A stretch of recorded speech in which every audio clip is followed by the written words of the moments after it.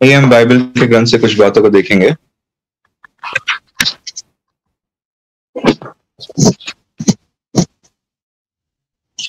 తిమోతికి రాసినటువంటి మొదటి పత్రిక तिमोथियों की पहली पत्री से देखेंगे 6వ అధ్యాయం इसका 6वां अध्याय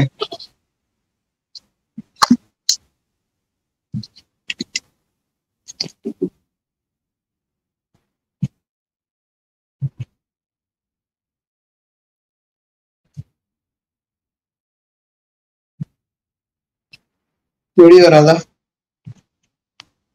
पहला तिमोथी 6 अध्याय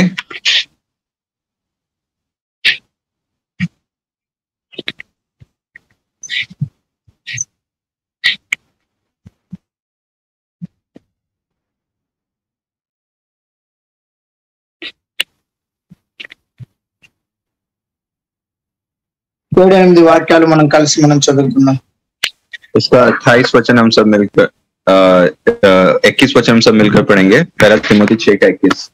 7-8 వాక్యాలు माफ करेगा, 7 और 8 वचन हम मिलकर पढ़ेंगे। చదవే.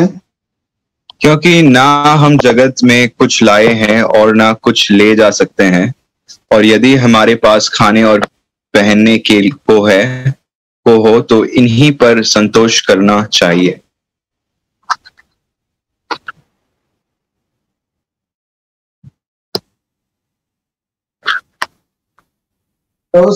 చిన్న ప్రార్థన చేస్తున్నాం. परमेश्वर की सहायता के लिए हम प्रार्थना करेंगे।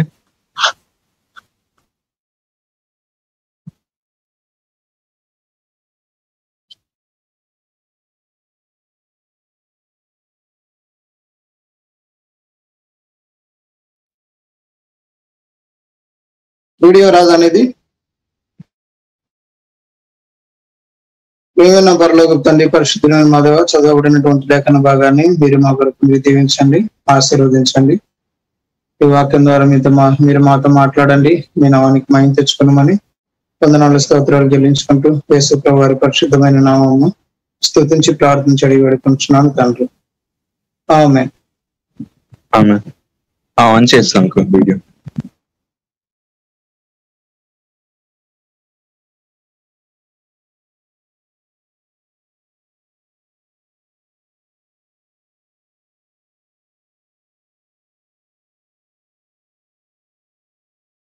మనము ఇందులో నుండి మనం చదువుకున్నట్లయితే यहाँ से अगर हम पढ़े तो తృప్తి కలిగి ఉందాము అన్న మాట గురించి మనం ధ్యానం చేస్తూ ఉన్నాం. हमें तृप्त होना है कर इसके विषय में हमने देखा। ఈ మధ్యలో కొంతమంది దైవ సేవకులు మన మధ్య రావడము, వారి ద్వారా దేవుని వాక్యం చెప్పించడము ఇవన్నీ జరుగుతూ వచ్చాయి. और हमारे बीच में परमेश्वर के दास लोग आए थे और परमेश्वर के वचन को सुनाया गया था हमारे बीच। అందుకే మనం దాన్ని కంటిన్యూ చేయలేకపోతూ వచ్చాం. Sorry uncle. అందుకే మనం దాన్ని కంటిన్యూ చేయలేకపోతూ వచ్చాం. और इसी के लिए हम कुछ बातों को हम जो ध्यान कर रहे थे उसके बारे में हम आगे नहीं बढ़ पाए। ఎంతవరకు మనం వచ్చామంటే कितनी दूर तक आए थे इसमें? ఎవరు తృప్తిగా ఉంటారు? और जो तृप्ति से रहते हैं, कौन है जो तृप्ति से रहते हैं? దీనులు తృప్తిగా ఉంటారని మనం చూస్తూ వచ్చాము. पर हमने देखा था कि जो नम्र लोग हैं वो तृप्ति के साथ जीते हैं।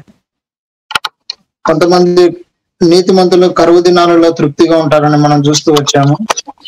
और हमने देखा था कि कुछ जो धार्मिक लोग हैं वो अकाल के समय में भी चीजों से तृप्त रहेंगे कर हमने देखा था। మూడవదిగా సత్యాన్ని గుర్తించినటువంటి వారు తృప్తిగా ఉంటారని మనం చూస్తూ వచ్చాము. और तीसरी चीज है जो कलीसिया को समझते हैं वो लोग तृप्ति से रहेंगे कर हमने देखा।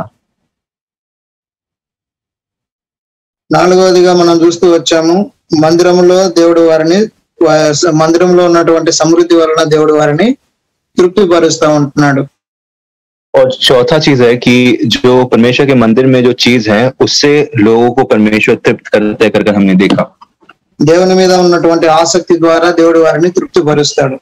और परमेश्वर के ऊपर जो हमारी इच्छा होती है उसके अनुसार परमेश्वर हमें तृप्त करते हैं। అందుకని దేవుని వాక్యం మన జీవితంలో ఏం చేస్తుందో మనం కొన్ని విషయాలు మనం చూస్తూ వచ్చాం। और हम देखें कि परमेश्वर का वचन हमारे जीवन में क्या करता है, उसके बारे में हम कुछ चीजों को देखे थे। దేవుని వాక్యం మనల్ని తిరిగి జన్మింపజేస్తుంది। परमेश्वर का जो वचन है वो हमें फिर जिलाता है। రెండవదిగా దేవుని వాక్యం మనల్ని పోషిస్తుంది। और परमेश्वर का वचन हमें पोषण देता है, करता है। మూడవదిగా దేవుని యొక్క వాక్యం మనల్ని పవిత్రపరుస్తుంది। और परमेश्वर का वचन हमें पवित्र बनाता है। నాలుగవదిగా దేవుని యొక్క వాక్యం మనకు క్షేమాభివృద్ధిని కలిగిస్తుంది। और परमेश्वर का जो वचन है वो हमें हमारी भलाई करता है। క్షేమాభివృద్ధి క్షేమాభివృద్ధి కలిగిస్తుంది। हमें शांति और बढ़ोतरी देता है। ఐదవదిగా మనం చూస్తూ వచ్చాం, మనకు జ్ఞానాన్ని కలిగిస్తుంది। మనం చూస్తూ వచ్చాం। और पांचवा जो चीज है कि वो हमें ज्ञान देता है, करके हम देखते हैं। ఈ దినము దేవుని బిడ్డలు ఇంకా ఎట్లా తృప్తి కలిగి ఉంటారో మనం చూస్తూ వస్తాం। और आज के दिन भी परमेश्वर के जो लोग हैं किस तरह से तृप्ति से जी पाएंगे उसके बारे में हम देखेंगे। కీర్తనల గ్రంథము 105వ అధ్యాయం, भजन संहिता उसका 105 अध्याय। కీర్తనల గ్రంథము 105వ అధ్యాయము, भजन संहिता उसका 105 अध्याय, 40వ వాక్యం, उसका 40वां वचन, 105 का 40।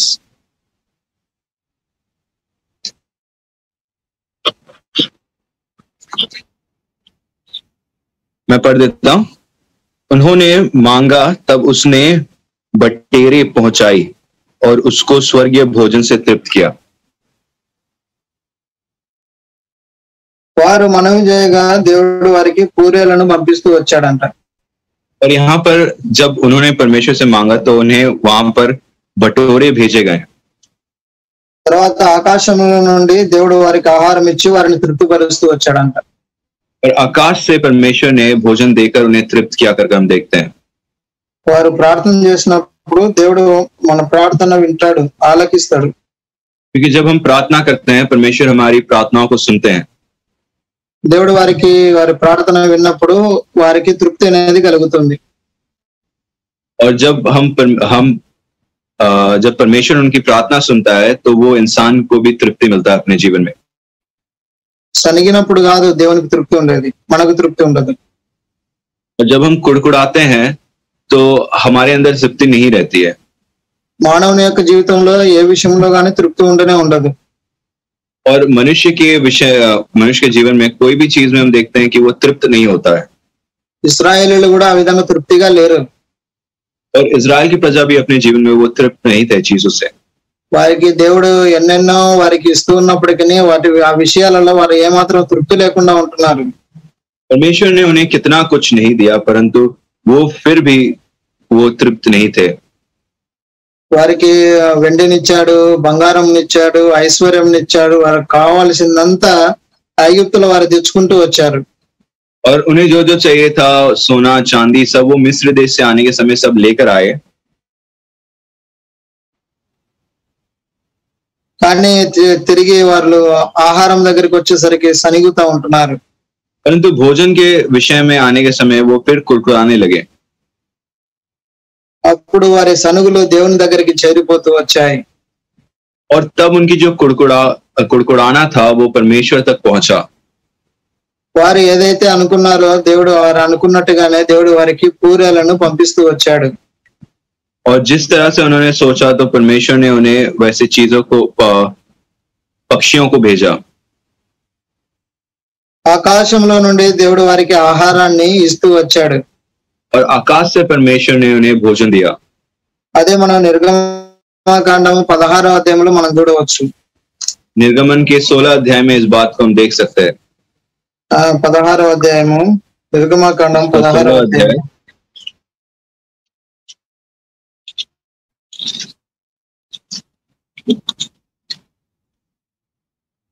निर्गमन माफ करेगा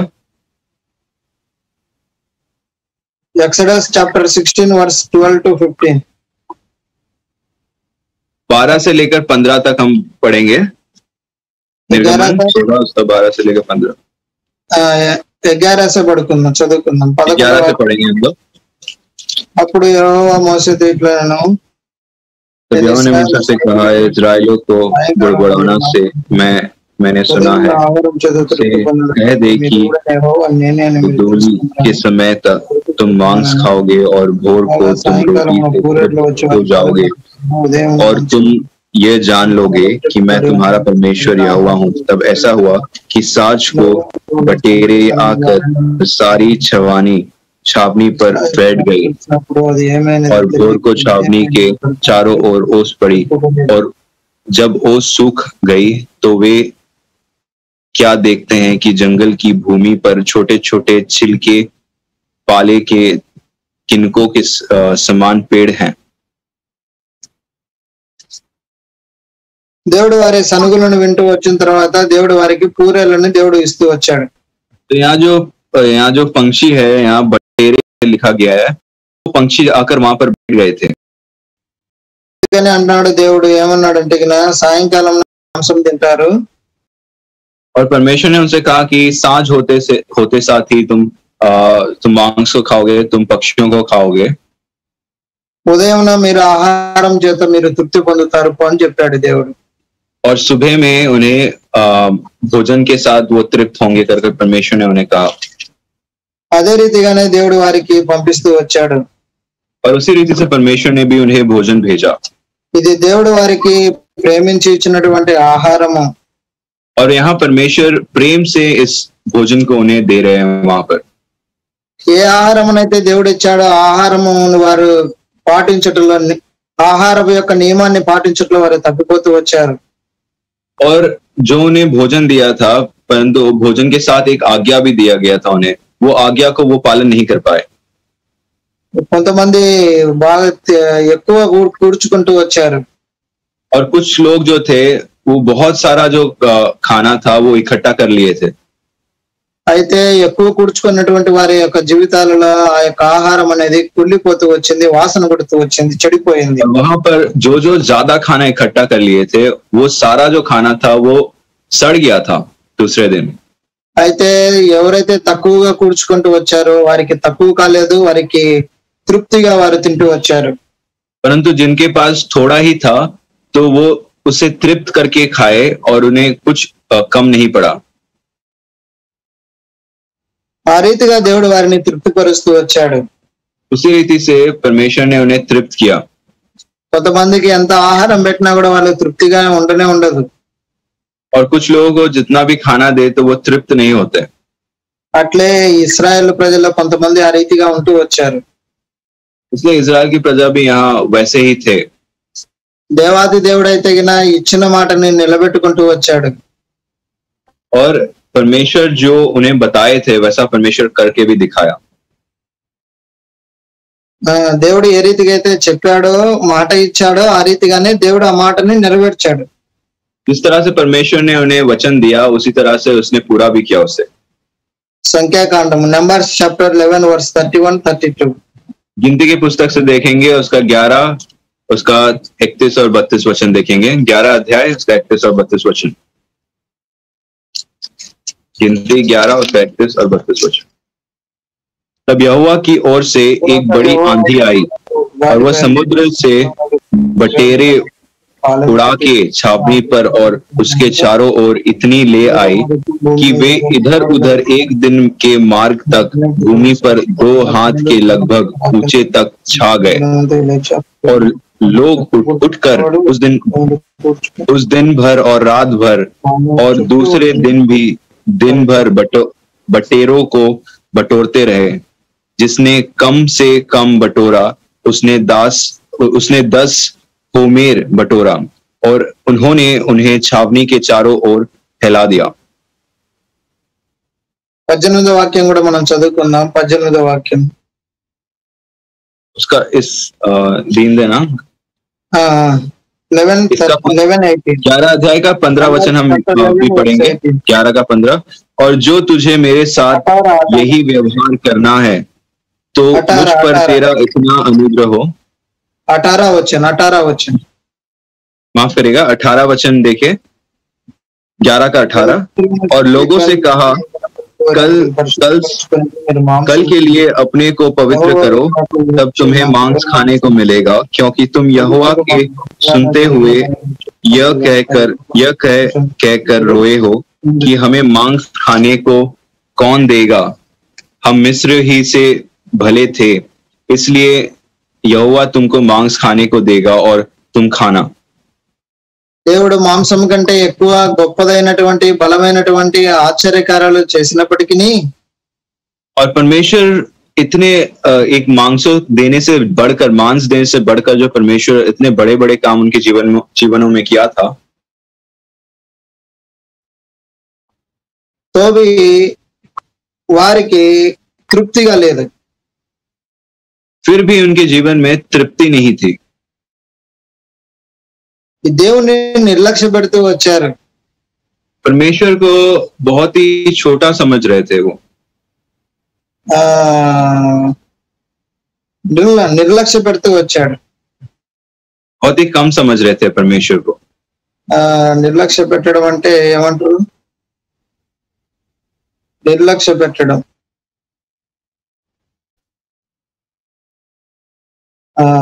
సరే, నిర్లక్ష్యం చేస్తూ వచ్చాడు. ఆయన సన్నిధిని నిర్లక్ష్యం చేశారు. ఆయన సన్నిధిలో ఏడుస్తా ఉంటున్నారు. और यहाँ पर परमेश्वर की उपस्थिति में आकर वो रो रहे थे। మోసే కూడా గుర్తించలేకపోతూ వచ్చాడు. और मूसा भी वहां पर समझ नहीं पाया। వారు తృప్తిగా తినేదాని కొరకు ఎన్ని గొర్రెలు వధించాలి, ఎన్ని పొట్టేళ్లను వధించాలి, అవన్నీ ఎక్కడి నుండి తీసుకొని రావాలి, నేనేమైనా సముద్రానికి వెళ్ళి చేపలు పట్టాలనా అని ఆ రీతిగా అంటూ వచ్చాడు. और मूसा भी सोचने लगा कि इतने सारे लोगों के लिए मैं मांस कहाँ से लेके आऊं, कहाँ से बैल या बकरी या ये सब सारी चीजें कहाँ से लेके आऊं मैं, क्या समुद्र से लेके आऊं क्या करके सोचने लगा। కానీ దేవుని వాక్యం అంటే అడుగుతా ఉంది, దేవుడు అడుగుతున్నాడు 23వ వాక్యంలో, और 23 वचन में परमेश्वर पूछ रहा है मूसा से, దేవుని యొక్క బాహుబలము తక్కువైపోయిందా అని అడుగుతూ ఉన్నాడు దేవుడు. यहोवा ने मूसा से कहा, क्या यहोवा का हाथ छोटा हो गया है। నా మాట నీ ఎడల ఏ రీతిగా నెరవేరుతుందో నువ్వు చూస్తావా అని అంటున్నాడు.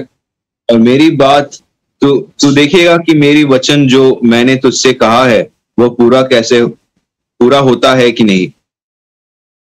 ప్రియమైన వారులారా, మనం కూడా చాలా విషయాల్లో దేవుడు మనకు ఎన్నెన్నో మేలు చేస్తూ వచ్చినప్పటికీ हमारे जीवन में प्रिय लोग, परमेश्वर बहुत सारे काम करने के बावजूद भी చిన్న చిన్న విషయాల్లోనే దేవుని దగ్గర నాకు అది చేయలేదు, నాకు ఇది చేయలేదు అని ఏడిచే వారముగా ఉంటున్నాం.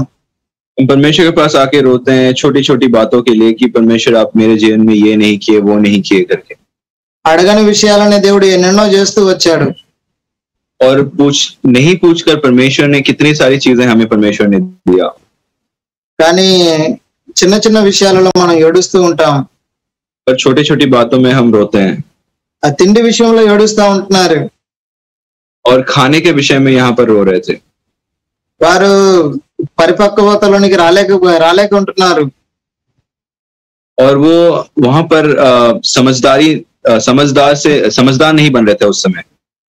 మెచ్యూరిటీ మైండ్ వారికి కలగలేదు. और वो समझदार नहीं बन रहे थे उस समय। అందుకని ప్రభు అన్నాడు, ఏమన్నాడంటే, ఆయనైతే దేవాది దేవుడైతే ఆయన ఇచ్చినటువంటి మాటను ఆయన నిలబెట్టుకొని వారికి పూరేలను పంపిస్తూ వచ్చాడు. और यहाँ परमेश्वर उनकी बातों को सुनकर उन्हें वहां पर जो बटेरे जो पक्षी हैं वो पक्षियों को भेजा परमेश्वर ने। కానీ దేవుని ప్రజలు వారు దేవునికి ఇచ్చినటువంటి మాట విషయంలో వారు తప్పుకునేటువంటి వారిగా ఉంటున్నారు. परंतु जो परमेश्वर के जो लोग हैं वो लोग परमेश्वर की आज्ञा मानने में चूक गए। నెహెమ్యా గ్రంథం 9వ అధ్యాయం 15వ వాక్యంలో కూడా అదే చెప్తాడు. नेहमिया के पुस्तक में भी वैसे ही लिखा गया है। 9వ అధ్యాయము उसका 9 अध्याय में देखेंगे, నెహెమ్యా చాప్టర్ 9 వర్స్ 15, उसका 15, यिर्मयाह 9 का 15। నెహెమ్యా माफ करेगा। Nehemiah chapter 9 verse 15। नेहमिया उसका 9 का 15। नेहमिया 9 का 15। వారి ఆకలి తీర్చుటకు ఆకాశం నుండి ఆహారమును, వారి దాహం తీర్చుటకు भूख मिटाने को आकाश से उन्हें भोजन दिया और उनकी प्यास बुझाने को चट्टान में से उनके लिए पानी निकाला और उन्हें आज्ञा दी कि जिस देश को तुम्हें देने की मैंने शपथ खाई है उसके अधिकारी होने को तुम उसमें जाओ। దేవుడు వారికి ఆహారాన్ని, దేవుడు వారికి నీటిని ఇవన్నీ ఇస్తూ ఉంటున్నాడు। और यहाँ परमेश्वर ने भोजन और पानी दे रहा था उन्हें पीने और खाने के लिए। ఎందుకు? इसलिए దేవుడు వారిని ఏ ఉద్దేశంతో అయితే ఐగుప్తులో నుండి పిలుచుకొని వచ్చాడో ఆ ఉద్దేశం ద్వారా వారు కనానుని వారు స్వాధీనపరచుకోవాలి। ताकि जिस उद्देश्य से परमेश्वर ने उन्हें उस मिस्र देश से निकाला उसी उद्देश्य के अनुसार उन्हें कनान देश में जाना भी था। అందుకని వారు ఆ ఆహారాన్ని తింటున్నారు కానీ వారు తృప్తి లేనటువంటి వారిగా ఉంటున్నారు। हम देखते हैं वो भोजन को तो खा रहे थे परंतु उनके जीवन में तृप्ति नहीं थी। అందుకని మనం కూడా వారి వలె ఉండకూడదు। इसलिए हमें भी उनकी तरह नहीं बनना चाहिए।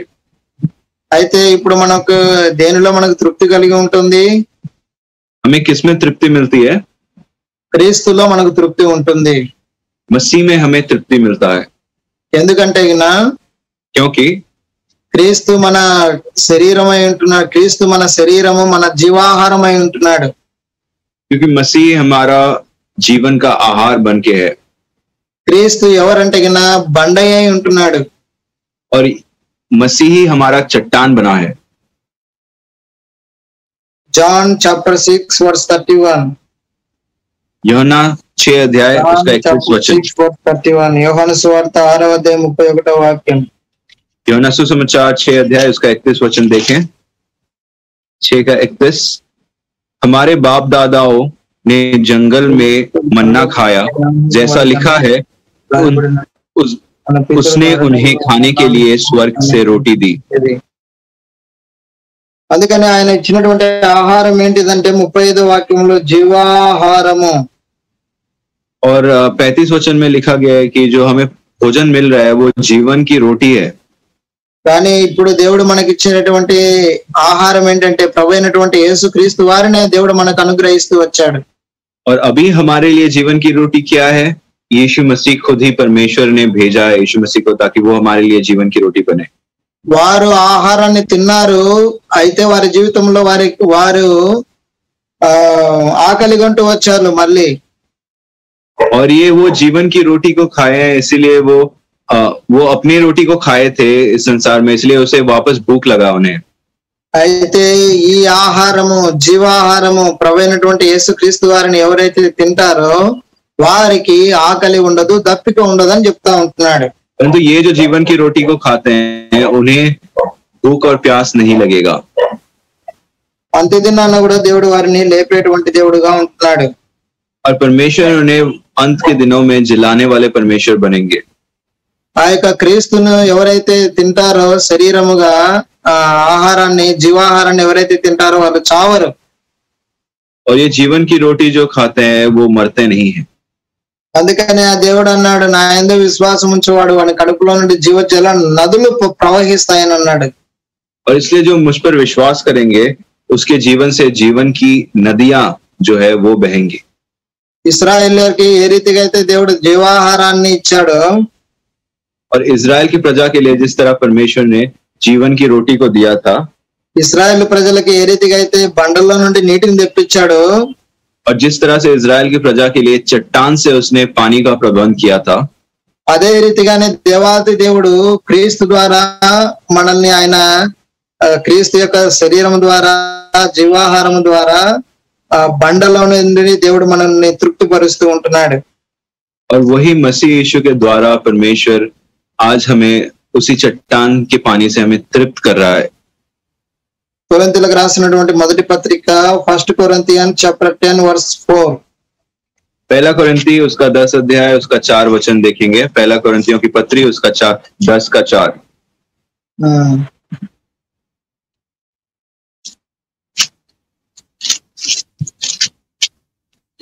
मैं पढ़ देता हूं।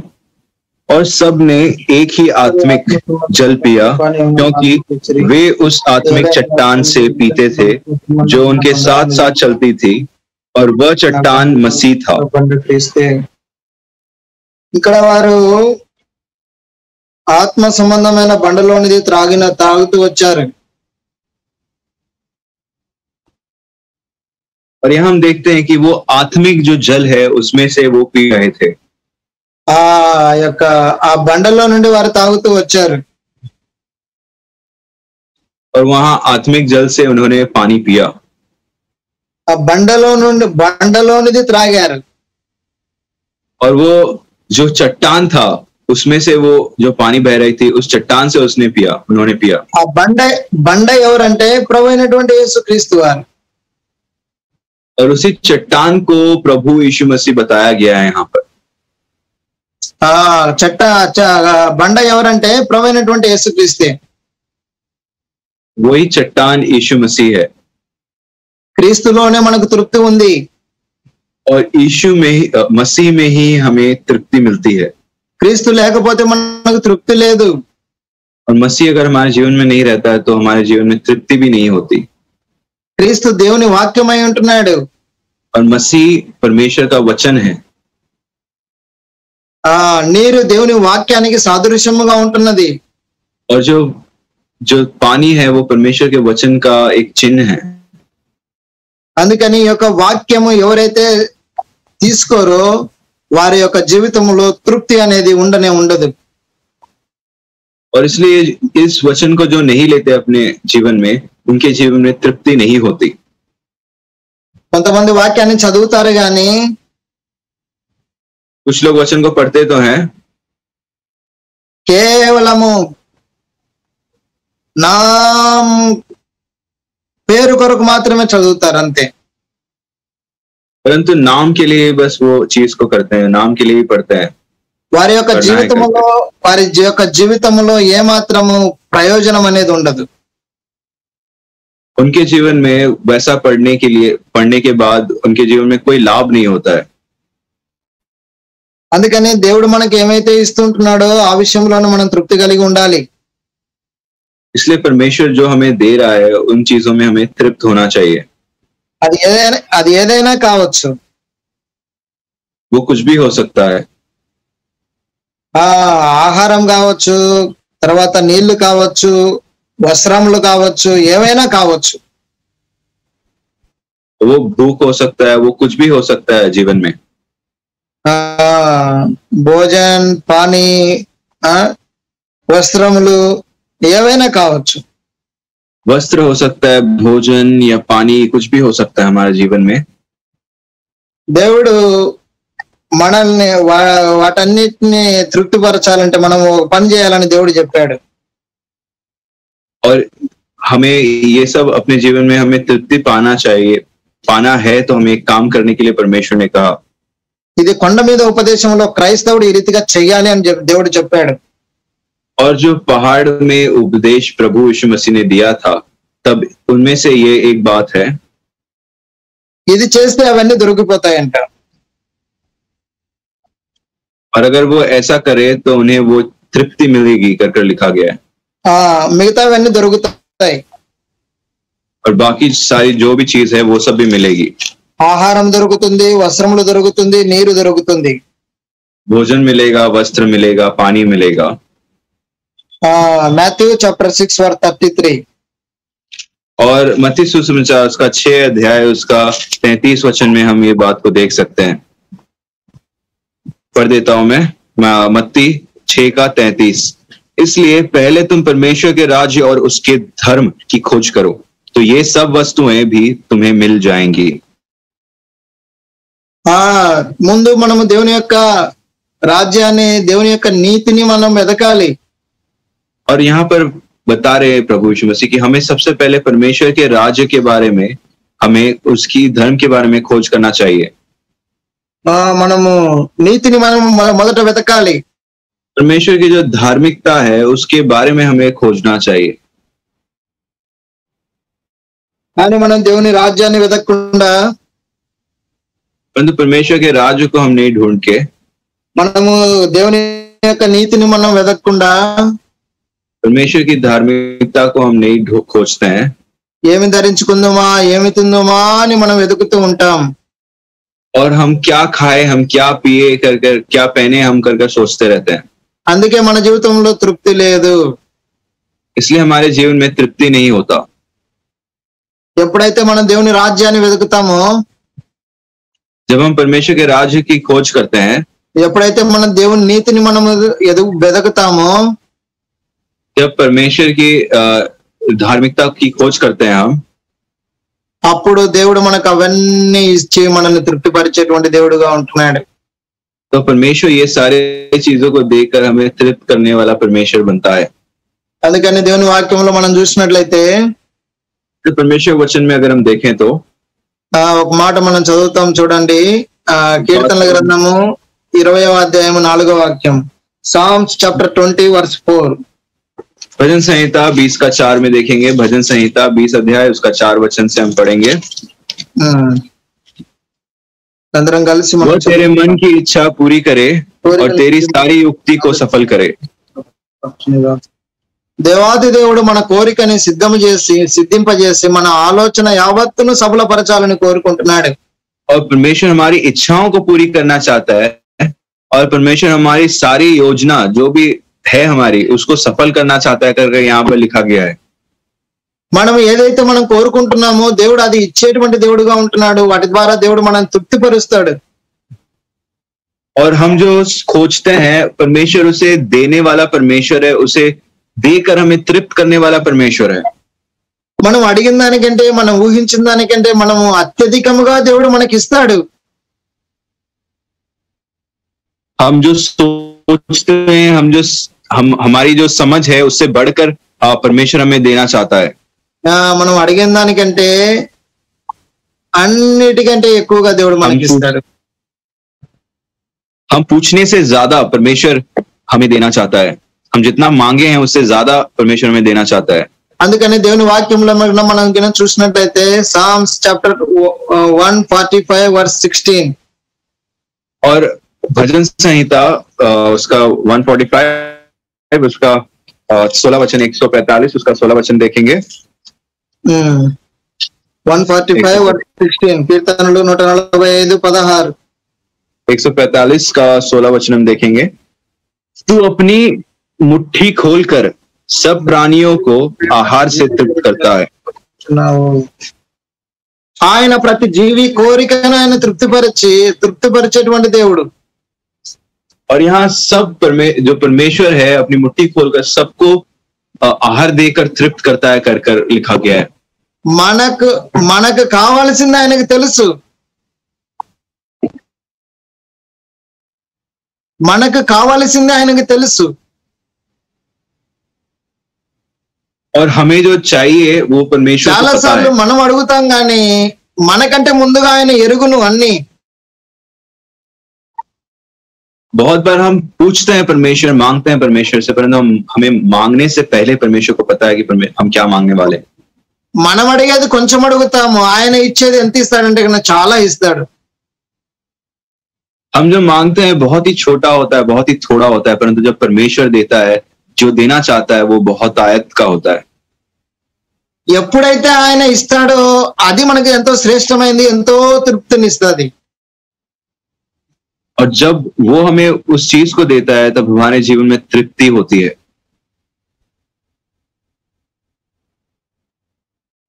ఆయన ఇచ్చేది ఎంతో శ్రేష్టమైనదిగా ఉంటది. और जो वो देता है बहुत ही हमें तृप्ति देता है, हमारे बहुत ही श्रेष्ठ होता है, बहुत ही उत्तम होता है. ఆయన ఇస్తే మనకి ఎక్కువ ఇస్తాడు ఆయన. और वो जब देता है हमें बहुत आयत से देता है. అర్థమయ్యే దాని కొరకు ఒక ఉదాహరణ చూద్దాం. समझने के लिए एक उदाहरण देखेंगे हम. ఒక చిన్న అబ్బాయి ఉన్నాడు. छोटा बच्चा जो था ఒక అపార్ట్మెంట్ నుండి కింద దుకాణం ఉంటుంది, ఆ దుకాణం క్రిందికి వస్తాడు. और वो बच्चा क्या करता है, अपने जो बिल्डिंग है उससे नीचे उतरता है और वहां पर एक दुकान था, उस दुकान में पहुंचता है.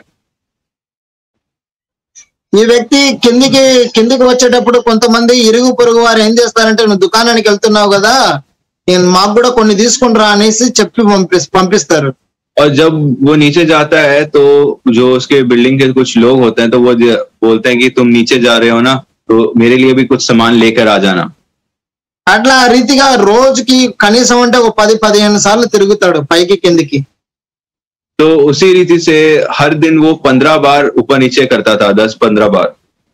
కొద్ది రోజులు అయిపోయిన తర్వాత దుకాణం వ్యక్తి అన్నాడు, तो कुछ दिन बाद जो दुकान का जो मालिक था वो देखकर उसे पूछने लगा, ఏంటి నువ్వు 10 సార్లు 15 సార్లు కిందికి ఎక్కి దిగుతా ఉంటావు, ఒకటేసారి కావాల్సింది నువ్వు తీసుకొని వెళ్ళొచ్చు కదా అని అన్నాడు. तो उसने कहा कि तुम 10-15 बार आते हो, मतलब ऊपर नीचे करते हो, तुम्हें जो चाहिए एक बार में ले सकते हो ना. అంకుల్ అది నాకు కాదు అంకుల్, మా అపార్ట్మెంట్ లో ఉన్నటువంటి వారి గురించి, పక్కింటి వాళ్ళ గురించి అని చెప్పాడు. तो वो कहता है कि ये मेरे लिए नहीं है, वो जो घर के हमारे पड़ोसी हैं उनके लिए मैं ला रहा हूं ऐसा. అయితే నువ్వు అక్కడ చాక్లెట్ ఉంది కదా, ఆ చాక్లెట్ ఉన్నటువంటి డబ్బాలో నీ చేతికి ఎంత వస్తుందో అన్ని తీసేసుకో అని అన్నాడు. तो उसने कहा कि ठीक है, तुम क्या करो, मेरे पास एक चॉकलेट का डिब्बा है, तुम्हें जितना चाहिए उसमें से ले लो. ఇట్లా పిడికిలు పట్టుకొని ఏం చేయాలంటే దాన్ని ముంచి తీసేసుకో, ఎన్ని వస్తే అన్ని తీసేసుకో అని చెప్పాడు. उसने कहा तुम्हारी मुट्ठी में जितना आता है तुम निकाल लो. ఆ పిల్లవాడు ఏం చేశాడంటే, అంకుల్ మీరే ఇవ్వండి, నాకొద్దు, నేను అట్లా తీసుకోను అని అన్నాడు. तो वो उस बच्चे ने कहा कि अंकल आप ही दे दीजिए मुझे, मैं अपने हाथ से नहीं लूंगा, आप अपने हाथों से दे दीजिए. ఆడు ఎంత చెప్పినా కూడా వాడికి వాడు తీసుకోవట్లేదు. और उस दुकानदार बोलने के बावजूद भी वो नहीं ले रहा था, वो उस दुकानदार को ही बोल रहा था देने के लिए. నువ్వు మీరే ఇవ్వండి అని అడిగాడు. उसने बताया कि आप ही दीजिए. వెంటనే ఆయన ఏం చేశాడంటే, ఆయన డిబ్బాలోనికి చేయబెట్టి అన్ని వచ్చినాడు, అన్ని ఆడు తీసుకుంటే వాడు 2 చేతులతో వాడు ఇట్లా పెట్టుకొని తీసేసుకున్నాడు. और जब उस दुकानदार ने मुट्ठी भरकर उसे दिया तो वो लड़का जो था अपने दोनों हाथों को फैलाकर उतनी सारी चॉकलेट लेकर ले लिया उसने. అప్పుడు దుకాణం వ్యక్తి అడిగాడంట, ఎందుకురా నేను ఇచ్చినప్పుడే నువ్వు తీసుకున్నావు అని అడిగాడంట. तो उसने कहा कि अरे मैं दे रहा हूं तब क्यों ले, तुमने क्यों लिया ऐसे, तुम खुद से क्यों नहीं ले रहे थे. అప్పుడు ఆ పిల్లవాడు అన్నాడంట, तो उस बच्चे ने कहा, నా చెయ్యి చిన్నది అంకుల్, నేను తీసుకుంటే కొన్నే తీసుకుంటాను, మీ చెయ్యి పెద్దది కాబట్టి మీరు ఇస్తే కన్నా ఎక్కువ వస్తాయి కదా, అందుకని మీరే ఇస్తే తీసుకోవాలని నేను ఉన్నాను అని అన్నాడంట. उसने कहा कि क्योंकि मेरे हाथ छोटे हैं, अगर मैं मुट्ठी भर लूंगा तो वो बहुत ही थोड़े होंगे, परंतु आपके हाथ बड़े हैं, इसलिए अगर आप मुट्ठी भर दे तो मेरे दोनों हाथ भर गए. అదే రీతిగా మనం అడిగిన దానికంటే ఆయన ఇస్తే ఆయన ఎంతో శ్రేష్టమైనది, ఎంతో గొప్పది, ఎంతో పెద్దది, మనకు తగినంత కంటే ఎక్కువ దేవుడు మనకిస్తాడు. इसलिए जब हम परमेश्वर को बोलते हैं हमें देने के लिए, तो परमेश्वर की जो मुट्ठी है हमसे कई ज्यादा बड़ा है, और परमेश्वर जब देता है बहुत आयत से देता है. దేవుని వాక్యం మనం కన్నా చూసినట్లయితే కన్నా ఎన్నో సందర్భాల్లో ఎన్నో విషయాల్లో దేవుడు ఇచ్చింది ఎక్కువగా ఉంటుంది. और हम देखते हैं जब जब परमेश्वर ने कभी किसी को दिया कुछ भी तो वो बहुत आयत से दिया, बहुत ही अधिक था वो. ఆ యొక్క స్త్రీ వారు ఎలీషా దినాలలో నూనె అమ్ముకొని వాళ్ళు మిగిలిందని వాటితో వాళ్ళు తృప్తి కలిగి వాళ్ళు జీవిస్తూ వచ్చారు. और हम देखते हैं एलिशा के दिन में भी जो बची कुची तेल जो थी उसी से पूरा आकाल उसने चलाया. వారి అప్పు తీర్చబడింది, వారి యొక్క నూనెలో ఇంకా మిగిలిన దాంట్లో నుండి వారి యొక్క ఖర్చులు అవన్నీ వాటికి తృప్తి కలిగి వారు జీవిస్తూ వచ్చారు. और उनके पास इतना तेल आया कि वो उसे बेचकर जो पैसा आया उससे उनके जितने भी उधार थे सब उधार उसके चूक गए, और जो पैसा था उन्हें उन्हें पूरे अकाल में खाने के लिए उनके पास पैसा था। దేవుడు ఇచ్చేది ఆ రీతిగా మనకు మన జీవితంలో ఉంటుంది. परमेश्वर जब देता है हमारे जीवन में इस तरह का ही काम होता है। యెహోషువ దినాలలో యెహోషువ యుద్ధం చేసేటప్పుడు వారు చంపిన దానికంటే దేవుడు చంపినదే లెక్కకి ఎంతో విస్తారంగా ఉంటూ వచ్చింది. और हम देखते हैं कि यहोशू के दिन में भी जब लड़ाई के समय तो परमेश्वर ने जितने लोगों को हराया, जितने लोगों को मारा, वो कहीं ज्यादा थे। ఆ రీతిగా ఆయన ప్రతి జీవి కోరికను ఆయన తృప్తిపరుస్తాడు. हम देखते हैं कि परमेश्वर हर एक जीव की जो इच्छा है वो पूरी करता है। కొంతమందికి వారి యొక్క కోరిక తృప్తి కాకుండా చేత వాళ్ళ హృదయం ఏమైపోతుందంటే నొచ్చుకుంటుందంట. और कुछ लोग उनके दिल की इच्छा जो है पूरी नहीं होती है, इसलिए उनका दिल उन्हें दर्द देते रहता है। Proverbs chapter 13 verse 12 సామెతల గ్రంథం 13 नीति वचन సామెతలు 13:12 13 वचन उसका 13 का 12 जब आशा पूरी होने में विलंब होता है तो मन शिथिल होता है, परंतु जब लालसा पूरी होती है तब जीवन का वृक्ष लगता है।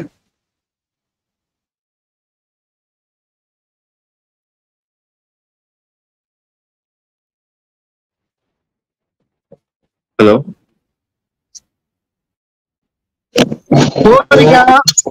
కోరిక సఫలం కాకుండా చేత హృదయం అనేది నొచ్చుకుంటుందంట. जो इच्छा है, जब वो इच्छा जो आशा हमारी जब पूरी नहीं होती, विलंब होता है, तो हमारा जो मन है वो दुखता है। అందుకని ఆయన మన యొక్క హృదయం నొచ్చుకునే దానికి ఆయన ఏమాత్రం ఇష్టపడాడు. और इसलिए परमेश्वर नहीं चाहता कि हमारा दिल वैसे दुखे।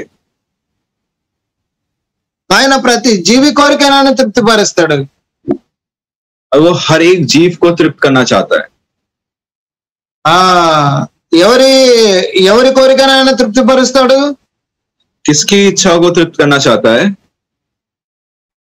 Psalms chapter 145 verse 19 भजन संहिता 145 उसका 19 वचन।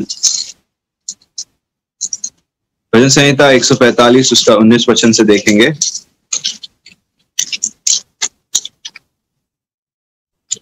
वह अपने डरवयों की इच्छा पूरी करता है और उनकी दुआई सुनकर उनका उद्धार करता है। భయభక్తులు గల వారి కోరికను ఆయన తృప్తిపరుస్తాడు. यहाँ पे लिखा है कि जो उनसे डरते हैं और भय मानते हैं उनकी इच्छा परमेश्वर पूरी करता है। వారి మొరను ఆయన ఆలకిస్తాడు. और उनकी जो पुकार है परमेश्वर ने सुनता है, उनकी दुहाई को सुनता है करके लिखा गया है। अదే Proverbs chapter 11 verse 23 और भजन संहिता उसका 11 का 23 वचन हम देखेंगे। भजन संहिता 11 का 23।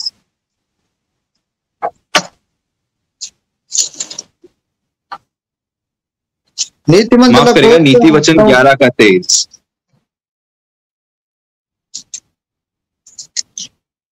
నీతిమంతుల కోరిక ఉత్తమమైనది. धर्मियों की लालसा केवल भलाई की होती है, परंतु दुष्टों की आशा का फल क्रोध ही होता है। నీతిమంతుల కోరికను ఆయన తృప్తిపరుస్తాడు. धर्मियों की लालसा यहाँ परमेश्वर पूरा करता है, हम देखते हैं। కొంతమందికి ఎట్లాంటి కోరికలు ఉంటాయంటే, కొంతమందికి कुछ लोगों की लालसा किस तरह की, कुछ लोगों की इच्छाएं किस तरह की होती है। ప్రసంగి గ్రంథం सबोपदेशक हम देखेंगे। सबोपदेशक चैप्टर 11 वर्स 9 उसका 11 का 9 वचन हम देखेंगे। सबोपदेशक 11 का 9। हे जवान, अपनी जवानी में आनंद कर, और अपनी जवानी के दिनों में मगन रह। अपनी मनमानी कर और अपनी आंखों की दृष्टि के अनुसार चल, परंतु ये जान रख कि इन सब बातों के विषय परमेश्वर तेरा न्याय करेगा। కొంతమంది ఉంటారు వాళ్ళకి ఇష్టం వచ్చినట్టు వాళ్ళ కోరిక చొప్పున వాళ్ళు జీవించడానికి ఇష్టపడతారు. और कुछ लोग जो होते हैं अपनी इच्छा के अनुसार, अपनी मन मर्जी के अनुसार वो जीवन अपना बिताते हैं. అదే ఒక గుంపు. और ये तरह के लोग हैं. కొంతమంది తృప్తి కలిగి ఉండడానికి కొరకు ఏం చేస్తారంటే జెర్మియా చాప్టర్ 22:17 और यिर्मयाह उसका 22 का 17 में देखेंगे. यिर्मयाह 17 का 22. కొంతమంది తృప్తి కలిగి ఉండడానికి కొరకు ఏం చేస్తారో మనం చూద్దాం. और कुछ लोग जो है जो तृप्ति पाने के लिए क्या करते हैं. 22 वचन में पढ़ता हूं, 17 का 22. विश्राम के दिन अपने अपने घर से भी कोई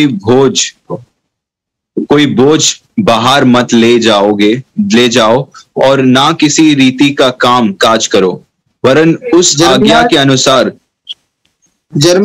जर्मिया चैप्टर 22:17 17 का 22 नहीं, 22 का 17 देखिए. यिर्मयाह 22 का 17. परंतु तू केवल अपना ही लाभ देखता है और निर्दोष की हत्या करने और अंधेरे और उपद्रव करने में अपना मन और दृष्टि लगाता है. కొంతమంది ఎట్లాంటి కోరిక ఉంటది అంటే అన్యాయంగా లాభాన్ని సంపాదించుకునేది ఉంటది. और कुछ जो लोग होते हैं अन्याय करके वो लाभ पाते अपने जीवन में. నిరపరాధుల రక్తాన్ని వాళ్ళు ఒలికిస్తా ఉంటారు. निर्दोष के लहू बहाकर वो उसमें आनंद लेते हैं. బాధించి వాళ్ళు డబ్బులు తీసుకుంటారు, తృప్తిగా ఉంటారు. वो दूसरों को दुख देकर उनसे पैसे लपेटते हैं. మూడో గుంపు ఎలాంటి వాళ్ళంటే హోషేయ చాప్టర్ 12:7 హోషేయ और होशिया से देखेंगे तीसरी झुंड कैसे है. होशिया की ग्रंथ चैप्टर 12:7 उसका 12 का 7 वचन देखेंगे. होशे की अध्याय उसका 12 का 7. वह व्यापारी है और उसके हाथ में छल का तराजू है. अंधेर करना ही उसको भाता है. ఇక్కడ మనం కింద చూసినట్లయితే కనుక ఎఫ్రాయిము వారు కనానీల వర్తకులు వంటి వారై అన్యాయపు త్రాసుని వడకు చేస్తారంట. यहाँ पर जो इफ्राइम के जो लोग हैं वो छल करते हैं करके हम देखते हैं. అన్యాయపు త్రాసును ఉపయోగిస్తారు. అన్యాయపు త్రాసు. और वो अन्याय का जो तराजू है वो झूठे तराजू को इस्तेमाल करता है. ఈ దినాల్లో డబ్బును సంపాదించడానికి చాలా మంది అన్యాయపు త్రాసుని వాడతారు. और आज के दिन भी बहुत लोग पैसे कमाने के गलत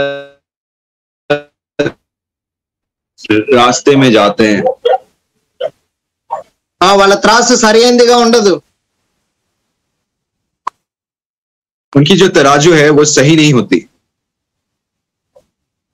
ఈ మా ఆంధ్రాలో వీళ్ళు వస్తారు, పేపర్లు తీసుకుని వెళ్ళేటోళ్ళు, పాత సామాన్లు తీసుకుని వెళ్ళేటోళ్ళు, వాళ్ళ యొక్క త్రాస్ అనేది సరిగా ఉండనే ఉండదు.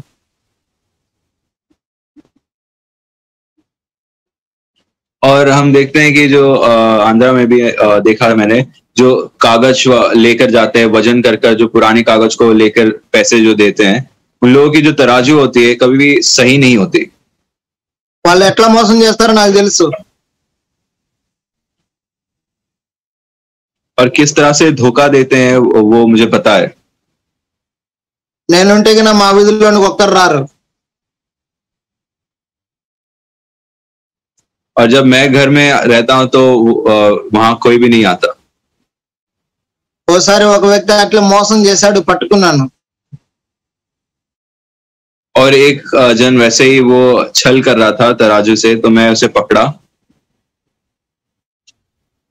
నేను కూడా ఆ త్రాసును తీసేసి మోసం చేస్తాను, 1 కిలో వరకు పట్టుకుంటాను, కిలో వరకు అట్లే 1 కిలో ఒకవైపు 1 కిలో రాయి పెడితే గిన దాన్ని ఇటువైపు ఏమి లేకపోయినా కూడా దాన్ని సరి సమానంగా చేసేస్తా.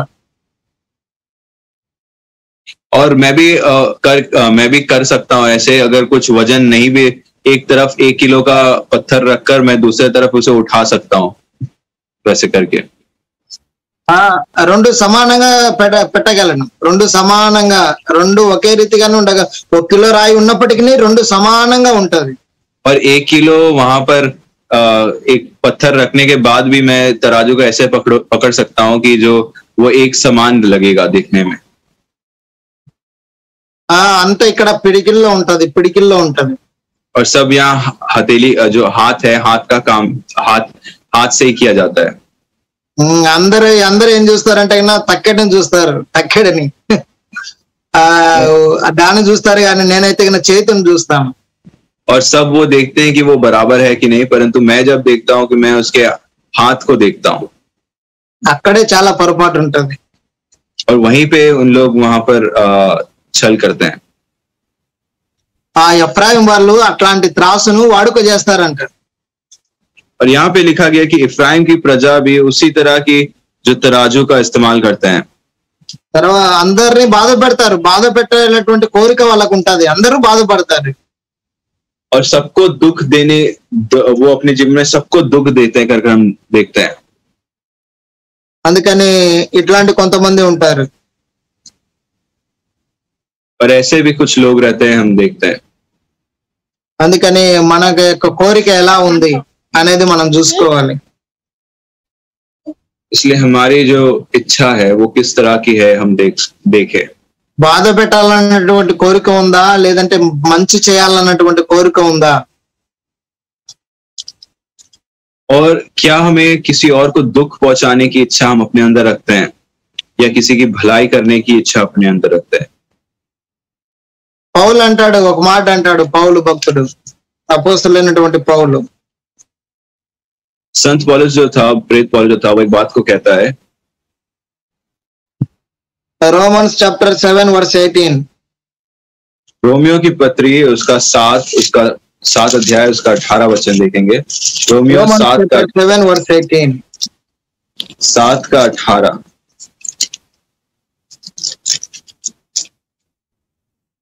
क्योंकि मैं जानता हूं कि मुझ में अर्थात मेरे शरीर में कोई अच्छी वस्तु वास नहीं करती.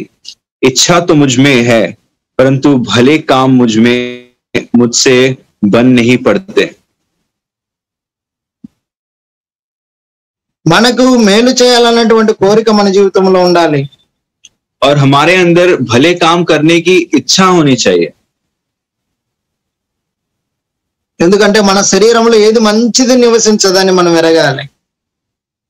और हमारे शरीर में कोई अच्छी चीज, कोई अच्छी वस्तु निवास नहीं करती करके हमें ये चीज को जानना चाहिए, समझना चाहिए. అది ఎలా మనం తెలుసుకోగలం అంటే దేవుని యొక్క వాక్యం ద్వారానే మనం తెలుసుకోగలం. और इस बात को हम कब समझ पाएंगे? जब हम परमेश्वर के वचन को हम पढ़ेंगे. అందుకని దేవుని యొక్క వాక్యం ద్వారానే మనం తృప్తి కలిగి ఉంటాం. इसलिए परमेश्वर के वचन के द्वारा ही हमारे जीवन में तृप्ति होती है. అందుకని మన కోరిక ఎలా ఉంది? इसलिए हमारी जो इच्छा है वो किस प्रकार की है? మేలు చేయాలని ఉందా? क्या भले काम करने के लिए इच्छा है हमारे अंदर? దేవుని యొక్క భయభక్తులు కలిగి ఉండి మనం తృప్తి కలిగి ఉండాలని కోరిక ఉందా? क्या परमेश्वर के डर भय मानकर जीने की जो इच्छा हमारे अंदर है? నీతిమంతుల్లాగా ఉండి మన కోరికను మనము నీతిమంతులంగా మనం ఉండి మనం తృప్తి కలిగి ఉంటున్నామా అనేది మనం చూసుకోవాలి.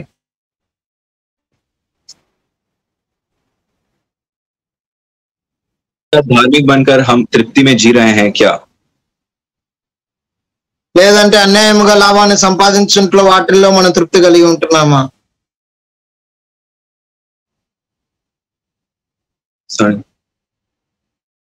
అన్యాయముగా లాభము సంపాదించుకొని వాటిలో మనం తృప్తి కలిగి ఉంటున్నామా? या हम अन्याय करके उन चीजों में हम तृप्ति पाते हैं? కొంతమంది వడ్డీలకు ఇచ్చి తృప్తి కలిగి ఉంటారు. వడ్డీలకు ఇచ్చి వాళ్ళ సొమ్మును తిని వీళ్ళు తృప్తిగా ఉంటారు. और कुछ लोग जो है वो जो ब्याज का काम करते हैं वो उसमें तृप्त होते हैं। సరి అయినటువంటి రీతిలో గవర్నమెంట్ ప్రకారం తీసుకోరు, और सही रीति से जो गवर्नमेंट के हिसाब से लेना चाहिए उस रीति से नहीं रहते। చాలా మంది విశ్వాసులు అలాగా ఉంటున్నారు। बहुत सारे विश्वासी भी उस तरह के जीवन जीते हैं। చాలా తప్పు। और ऐसा करना बहुत ही गलत है। మన కోరికను మనం తృప్తిపరచుకునే దానికి తప్పుడు దారులు మనం వెళ్ళకూడదు। हमारी इच्छाओं को पूरी करने के लिए हमें गलत मार्ग में नहीं जाना चाहिए। అందుకని మన కోరిక ఎలా ఉంది అనేది మనం పరీక్ష చేసుకొని మనం ప్రార్థన చేసుకుందాం। इसलिए हमारी इच्छा किस प्रकार है उसके लिए हमें प्रार्थना करना चाहिए। ప్రార్థన చేసుకుందాం। आइए हम प्रार्थना करें। हमारे दयालु जीवित परमेश्वर, आपके लिए धन्यवाद करते हैं, आपका अनुग्रह के लिए धन्यवाद करते हैं। परमेश्वर प्रभु जी, आप सर्वशक्तिमान परमेश्वर है, राजाओं का राजा, प्रभुओं का प्रभु है। प्रभु जी, हम प्रभु जी आपका उपस्थिति में प्रभु जी हमें तृप्ति होकर हमें जीना है। जब हम लोग जो प्रार्थना करते हैं उस प्रार्थना जो पूरी हो जाते है, आप सुनकर पूरी करते हैं, तभी हम लोग जो तृप्ति में हो जाते हैं। प्रभु जी, हम वैसा नहीं है, वैसा तृप्ति नहीं है, परंतु हम लोग जो बिना मांग कर आपका धार्मिकता को खोज में रहकर, आपका राज्य को खोज में रहकर हमें तृप्ति पाने के लिए सहायता कीजिए। हम लोग जो भलाई करने का जो मन हमें दे दीजिए, सहायता कीजिए। हर विषय में प्रभु जी आप मदद का हमें चाहते हुए ये छोटी सी विनती प्रार्थना शीघ्र आने वाले प्रभु यीशु मसीह के नाम से मांगते हैं, सुनिए और ग्रहण कीजिए। आमीन। परमेश्वर का प्रेम, प्रिय पुत्र प्रभु यीशु मसीह का अनुग्रह, पवित्र आत्मा की जो संगति और सहभागिता अभी से अंत तक जहां हम लोग एकत्र हुए हैं हम लोग के साथ सदा के लिए बने रहे। आमीन। आमीन। Praise Lord under praise Lord.